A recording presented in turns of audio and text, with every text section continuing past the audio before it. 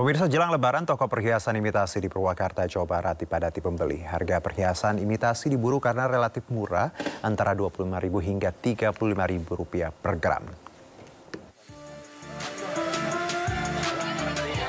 Perhiasan menjadi aksesori yang dicari kaum hawa untuk tampil menarik saat Lebaran.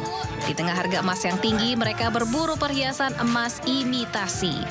Seperti di Purwakarta, Jawa Barat, jelang Lebaran, toko perhiasan imitasi dipadati pembeli. Para pembeli yang didominasi emak-emak ini membeli perhiasan emas imitasi seperti cincin, gelang, kalung, dan anting. Rata-rata mereka mengaku membeli perhiasan emas imitasi untuk dipakai saat hari Lebaran. Alasannya, memilih emas ini karena harga perhiasan emas asli sedang tinggi. Warga juga mengaku sudah rutin setiap jelang Lebaran selalu membeli emas imitasi. Selain harganya murah, juga bisa dijual kembali. Kalau beli di emas asli, uangnya nggak cukup. Jadi di sini aja, nabung sambil berias sama-sama nabung. Yang penting bisa buat Lebaran. Ya, bisa buat Lebaran. Besok-besok tuh bisa dijual lagi di sini. Pegawai toko menyebutkan ramainya pembeli terjadi sepekan sebelum Lebaran. Harga perhiasan imitasi relatif murah, antara Rp25.000 hingga Rp35.000 per gramnya. Karena ya harganya juga murah, terus kualitasnya juga bagus. Rata-rata buat Lebaran ya? Iya, buat Lebaran kebanyakannya. Ramainya pembeli di toko perhiasan emas imitasi ini biasanya hingga H-1 Lebaran. Dalam sehari mampu meraup omset 10 juta hingga puluhan juta rupiah. Dari Purwakarta, Jawa Barat, Irwan, iNews melaporkan. Ya, jelang Idul Fitri, toko persewaan ponsel di Yogyakarta banjir orderan sewa. Penyewa biasanya menggunakan ponsel mahalnya untuk bergaya hingga dokumentasi konten di hari raya. Momen Lebaran tahun ini menjadi berkah bagi penyedia jasa sewa ponsel bermerek. Pasalnya, toko persewaan ponsel yang berada di Jalan Jogja Wonosari ini banjir orderan sewa. Puluhan unit ponsel merek seharga belasan juta rupiah pun keluar disewa oleh anak muda maupun orang dewasa.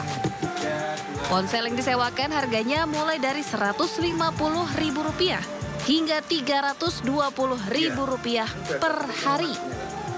Penyewa biasanya menggunakan ponsel mahalnya untuk bergaya hingga dokumentasi konten di hari raya. Untuk dokumentasi atau? Nah, untuk keperluan, Mas. Kan kameranya jernih, buat konten tuh jernih. Biasanya sewa yang 24 jam atau yang? Iya, 24 jam. Pemilik mengatakan sejak awal puasa, sewa ponsel mulai ramai, apalagi mendekati Lebaran nanti. Kami mas, alhamdulillah mas, sudah banyak mas. Omsetnya udah alhamdulillah naik mas, grafiknya mas. Berapa unit mas? Kita sudah terbooking 15 unit mas. Itu rata-rata yang menyewa itu anak sekolah atau dominasi apa mas? Ya kalau kita persen ya anak sekolah 60%, yang 40% orang dewasa mas. Tren sewa ponsel untuk Lebaran rela dilakukan oleh sejumlah kalangan. Meski mayoritas sewa hanya 1 hari, namun mereka beralasan agar tetap trendy. Dari Gunung Kidul, Yogyakarta, Kismaya Wibowo, iNews melaporkan. Presiden Prabowo Subianto mengungkapkan potensi penerimaan zakat tahun ini mencapai Rp327 triliun per tahun. Dengan jumlah sebesar ini, Presiden menilai bisa menghilangkan kemiskinan ekstrim. Dalam sambutan di acara penyerahan zakat ke Basnas di Istana Negara beberapa waktu lalu, Presiden Prabowo Subianto mengungkapkan potensi penerimaan zakat mencapai Rp327 triliun per tahun. Menurut Presiden, jumlah besar tersebut bisa untuk upaya menghilangkan kemiskinan ekstrim. Untuk itu, Presiden mengajak masyarakat untuk mengulurkan tangan memberikan bantuan dengan berzakat dan berinfak. Menurutnya, dengan berzakat, semua pihak dapat berbagi dengan sesama, menolong meringankan beban hidup masyarakat yang kurang mampu, serta memperdalam rasa syukur terhadap sesama. Bahwa potensi kita masih banyak, masih sangat besar, yaitu Rp327 triliun.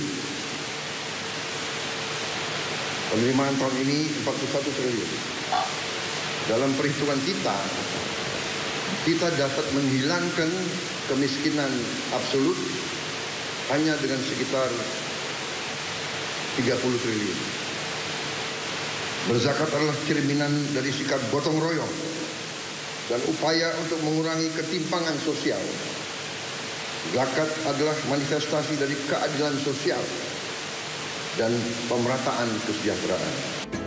Presiden juga mengingatkan agar pengelolaan zakat dilakukan secara transparan dan efektif agar penyaluran zakat tepat sasaran.